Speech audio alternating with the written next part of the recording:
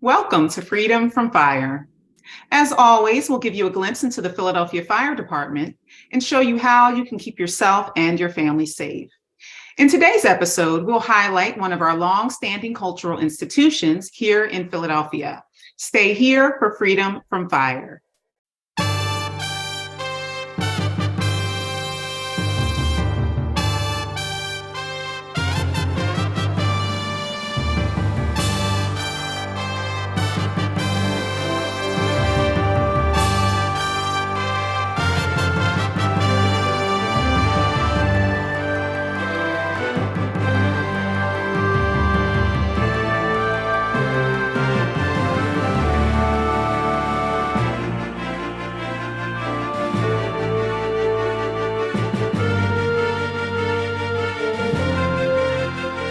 Hello, and welcome back to Freedom from Fire.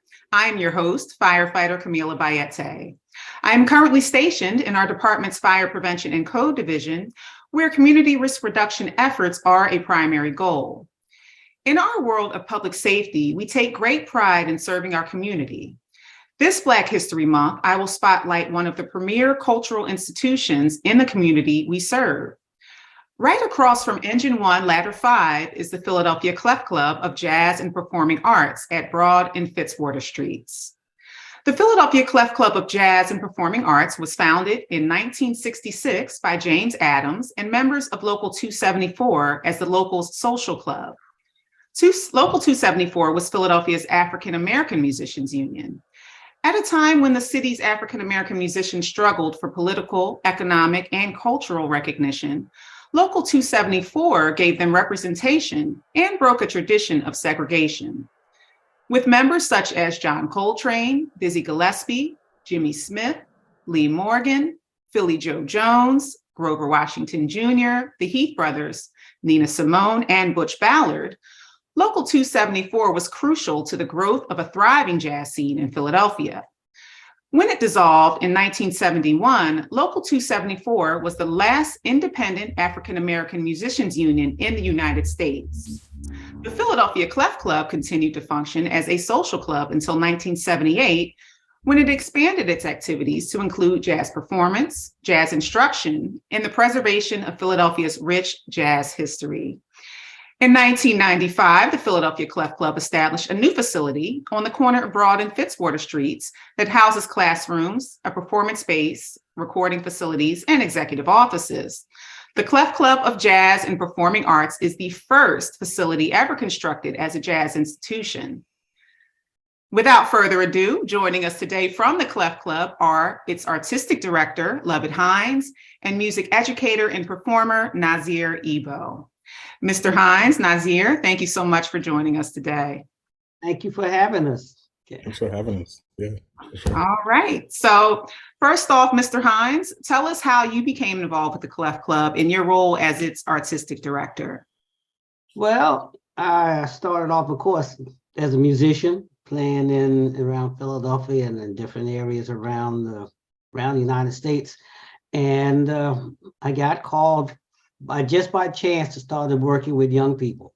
And I had a mentor, Odin Pope, was my mentor at that time. And when he was leaving to go with Max Roach, he said I had an opportunity for me to start teaching and working with young people. So that transcended to working at Settlement Music School for about 7 years, 8 years. And then when I wanted to start my own program, I was looking for a place to start education program, a music education program. And someone told me, he said, why don't you check with Trudy Pitts and Mr. C, and they had a board and had a program at the Clef Club. At that time, it was located at 13th and Fitzwater. Mm-hmm. So, I'm sorry, 13th and Washington Avenue. So I went to the board meeting, and there was, these really, really legendary musicians I heard of and saw as mentors when I was growing up, Ellsworth Goody and people like that, of course, Trudy Pitts and Mr. C. And I had to present a reason why I wanted to start a program in their building. And luckily they agreed. And at that time, the Clef Club didn't have a dedicated education program. It had an outreach program where the big bands would go out and play in the communities and recreation centers and schools, but not a dedicated education program. So I started at the Clef Club with 2 students, Dawood El-Bakara and Jaleel Shaw. And then later on, other students came on, Jonathan Blake, Ari Hodnick, Jimmy Gray, who's now Kamal of the Roots. So all those young people came on, and it started from there. And after several years at 13th and Washington Avenue, Washington Avenue, we had the opportunity from the Philadelphia Foundation, headed by Bernie Watson, and at the request of Trudy Pitts mainly, and he asked her, would she be interested in having a Clef Club move on the Avenue of the Arts? All right, and she, of course, she said yes, and that was the transition from 13th and Washington Avenue to the new facilities at Broad and Fitzwater. And they came and asked me at that time, because I was getting really a little disenchanted about the facilities, and my classes had grown, and I was on the verge of leaving. And I had a conversation. They said, well, Mr. Hines, if we would like you to stay, what would you want? I said, okay, the new building, I like a room or a floor or an area dedicated to education, the classrooms, practice rooms, and those kind of facilities that would be dedicated for music education for young people. And they did that. So I've been there for the last 30 years at Broad and Fitzwater. The program has grown. My alumni are now my teachers. A lot of the alumni are mainstays in almost every group that you can see, from hip hop to jazz to fusion to R&B. So it was never any restrictions of the young people finding their creative voices. That was my philosophy, and that's what has happened. All right, so moving into touching on the alumni who have come through your program. We have one with us right now, Nazir Ebo. So Nazir, when did you first come to the Clef Club, and what's your journey been like there throughout the years? Yeah, I came in, I think, 2006 or 2007. And I was introduced to the Clef Club through my family. My brother was also in the program at the time. And so just watching him move through the ensembles and be a student there, I took interest in it, and I joined. I think I was in a percussion ensemble for like a year and a half before actually joining the full ensemble with all the instruments. And then after that, I played in the ensemble for many years, junior ensemble, senior ensemble. And we would just do a lot of cool stuff, just like go out and play in different places around the city, different cities, all types of things that I guess prepared us for where we are now in our careers. So, yeah. That's great. So the music education program and the ensembles and everything. So Mr. Hines, tell us a little bit more about what the program's like. What kind of music education are your students getting, and then how the ensembles work? Okay. Well, one of my philosophies as a teacher was, I think a lot of times in education, music education programs, the program is geared for the young people to perform for maybe the recital at the school and showcases. In my particular case, I always thought it was very, very, very important that the young people had a chance to always perform, and then use that performing area as assessment tool and help the young people to grow.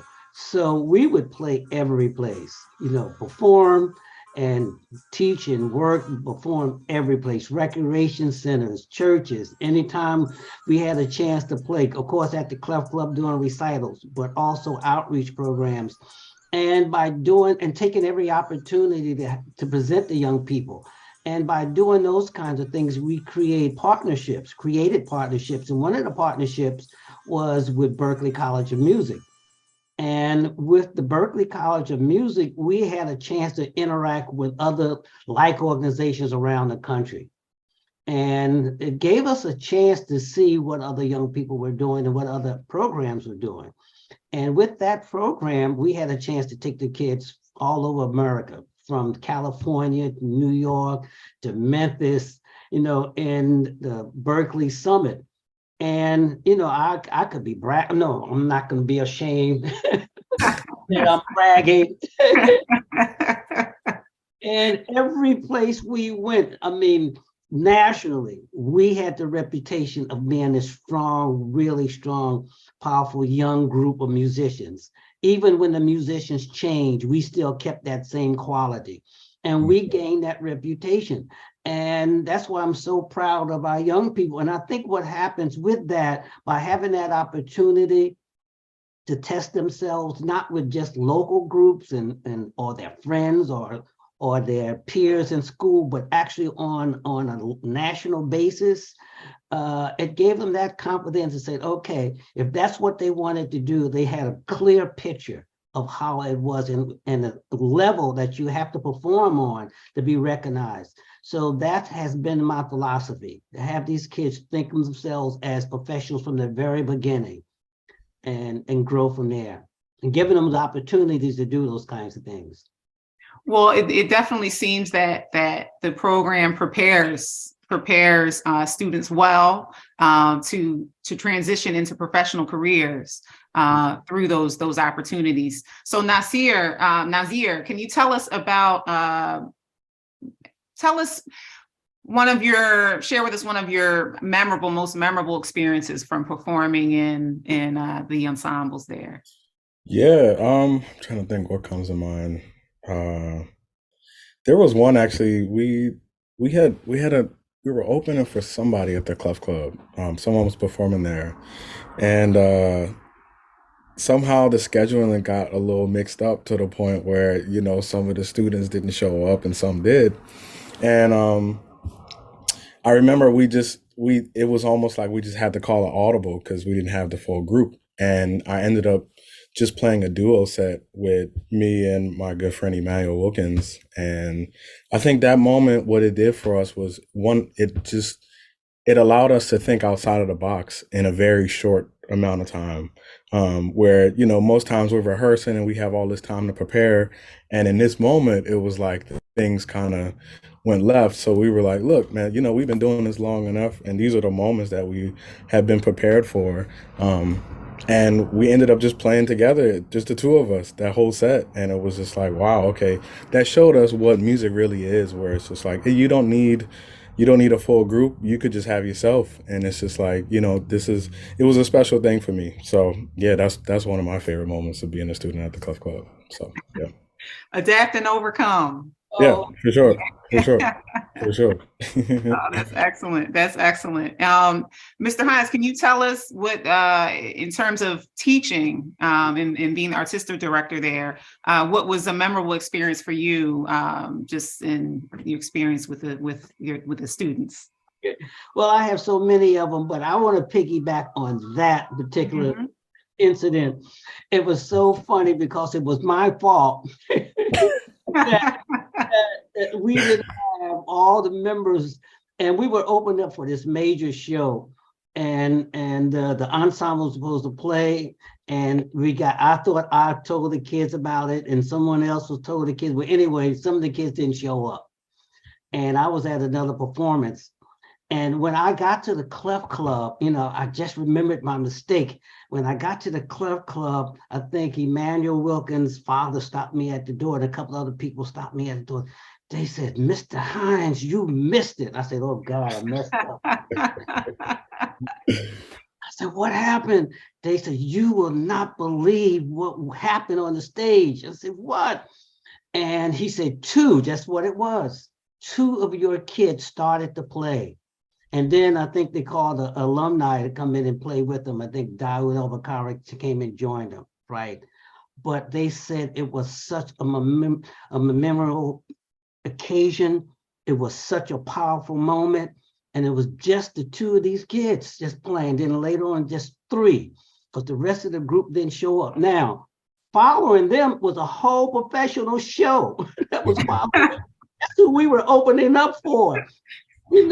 And they was a show after those. The show went down after that. And everybody was cheering, oh God.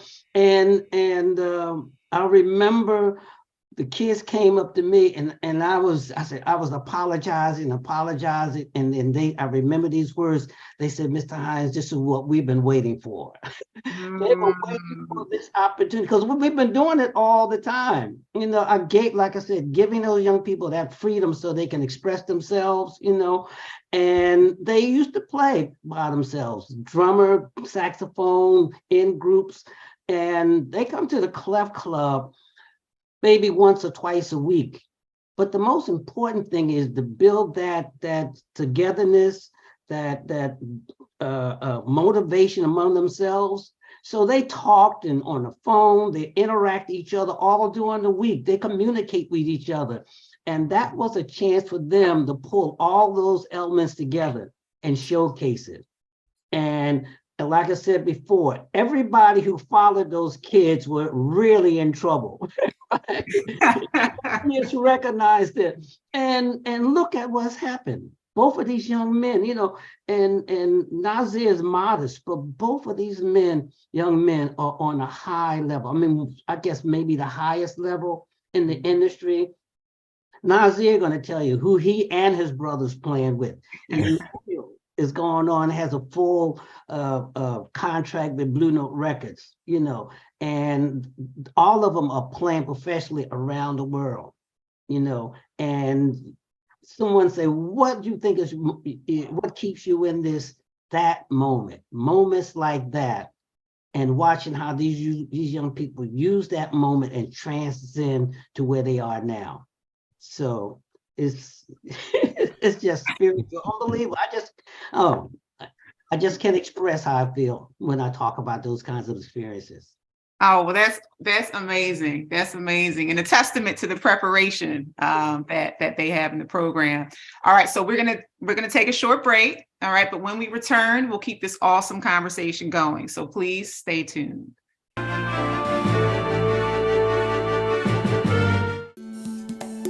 As birthplace to the first volunteer fire companies, Philadelphia is home to one of the nation's premier fire museums. Fireman's Hall Museum displays the city's fire history in addition to promoting fire safety. You can visit Fireman's Hall Museum in Old City at 147 North 2nd Street. Visit firemanshallmuseum.org to learn more, or watch the museum's show, Curator's Corner, on LaSalle TV.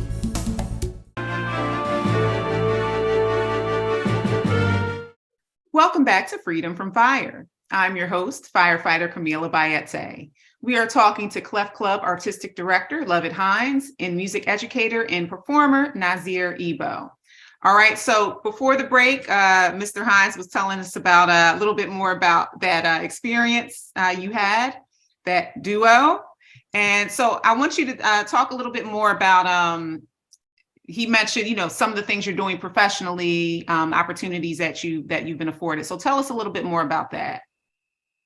Right now I'm currently performing with great saxophonist Joshua Redmond, another great saxophonist Logan Richardson, and singer and saxophonist Kenneth Wellum.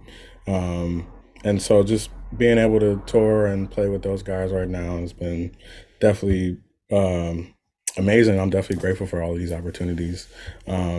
And then besides that, I have a band here of my own in Philly. We have a record coming out in May. So I'm excited about that as well. And now just being an instructor in Philly and at the Clef Club and trying to just keep the ball rolling. So Excellent. So I'm going to ask you about your instructing, but I do want to make sure that we know, how can we get more information about the album that you have coming out? Just social media, stay tuned for it. We have an NPR live session that is dropping the last week of February this month, for Black History Month, actually.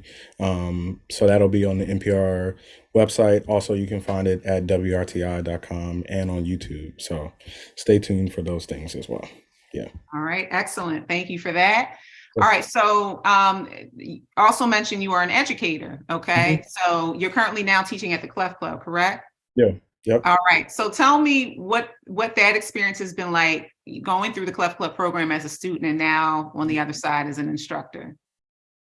Yeah, it's been interesting actually because it's a lot of the students kind of remind me of what we were doing just years ago in the program, and it's been cool because I guess a lot of the principles and just things that we learned and coming up through the program and being students there are now being formed. I can like give the same keys that I was given, in the program. Um, and so yeah, it's been really cool. The students are super talented. They're really dedicated, and they're very hungry to do this. And so with that same passion, that keeps me going to just be the best educator that I can be. Because I know that as their teachers and as their mentors, they're watching everything that we do. So we have to hold ourselves accountable to the standard as well. So yeah, just trying to keep them motivated and keep them pushing. And yeah, they're inspiring me as much as, the other way around. So for sure. Yeah. Excellent. Now, teaching, is that something you thought you'd be doing?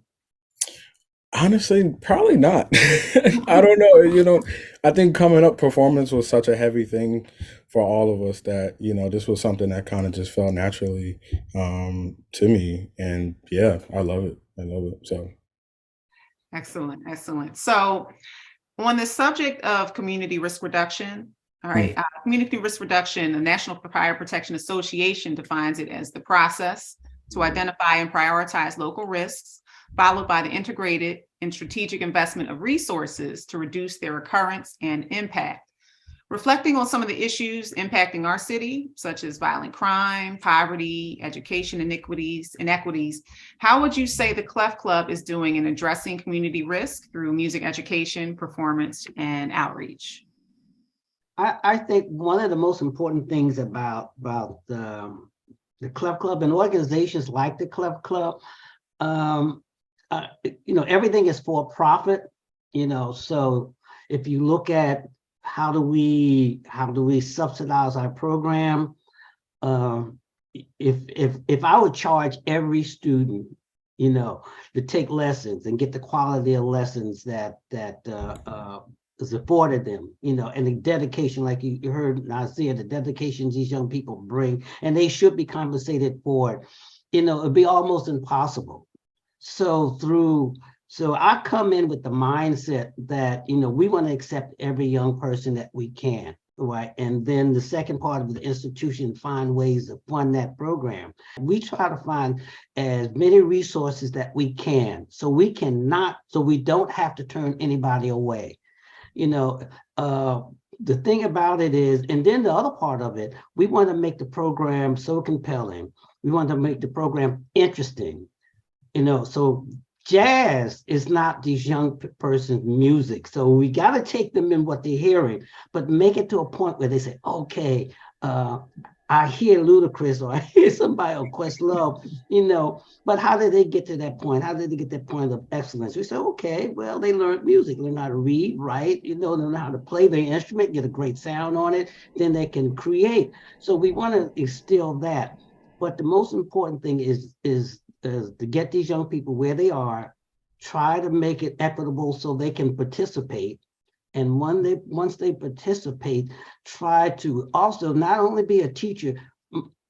Nazir, when he teaches, of course, he's a percussionist, but he does so much more, because one thing, he's close, he's almost their peers, right? So he understands, socially where they are. So it's conversation. I look in the classroom and I see him, talking to the kids. It's conversation. I see how the young people react to him, right? Totally different than they react to me. I'm Mr. Hines. I'm still calling you Mr. Hines. Hines. They can tell me everything, And they know I'm always there for them, and I know I can feel the love, and they know that I'm gonna do whatever I have to do to help them succeed. But with conversation mentoring, that part comes from young people like Nazir. So when those young people come into the program, music is one part of it, but they have a home life, they have school life, they have social life they're dealing with, and how we interact with that. And we try to show them, like, let your art lead you through that. Mm-hmm. You can say artistically a lot more than you can say, physically. You don't want to beat anybody and fight. Put your anger through your art. put it in a painting, put it in dance, put it in your music, and I think that's what makes a difference with the young people that we work with. Having avenues like the arts, a lot of times if you have something that you value that much, you might think twice about, getting into trouble or going down a different path. So that's excellent that you provide that. Now, as a result of the COVID-19 pandemic, many businesses and organizations had to change the way they operated. How has the pandemic affected the Clef Club, if it has, and then what modifications or adjustments have you made to continue doing or administering your program? Well, Nazir can tell you we didn't stop. Yeah, we essentially we kind of just adjusted pretty quickly. We had a lot of meetings just trying to figure out what would be the best option to still have the kids involved playing and just getting everything that they needed over that time. Because obviously that was, it was a pretty rough time for everyone, and it definitely hit the music industry pretty hard. And it's something that I know a lot of musicians are still even just trying to recover from. But in terms of, what we did was we, of course, used Zoomed. We frequently have lessons and classes every Saturday in person. So we just transferred that over to Zoom. And, we would still have the kids playing because a lot of the kids have their instruments at home anyway. So, we just listened to a lot of records, checked out different music. We watch videos on lessons, and it was just about adjusting to what the situation was at the time, but making sure that the program didn't lose its momentum and making sure that the kids still got the lessons and was still musically prepared for everything that we needed to do. Yeah. And we had recitals. We had a recital on Zoom, which was cool. Yeah. And the things that Nazir was a major part of it, by these young people being at home, right, and having time to work on their music, is that we really established a composition class and composing class where the kids actually had a chance to write their own music and then come back on Zoom and present it, and that was really powerful. Some of the images, and the images was based on philosophies, things that they saw, what they felt. We didn't put restrictions on it. And these young people brought in what was going on in their lives during that time, through music. And like I said, it really improved what we were doing because we had a new curriculum. Now we had composition that worked really well through this new medium of Zoom and virtual education. That's excellent. Well, we have run out of time. I had so much more I wanted to ask you. It was always part two. Yes, part two. We're going to have you back on in the future. All right. So we can talk some more. All right. So Mr. Hines, Nazir, thank you so much for joining us again today. Thank you. Bella, thank you so much. And we're so proud of you, sweetheart. Oh, thank you. Thank you. To learn more about the Philadelphia Clef Club, visit clefclubofjazz.org.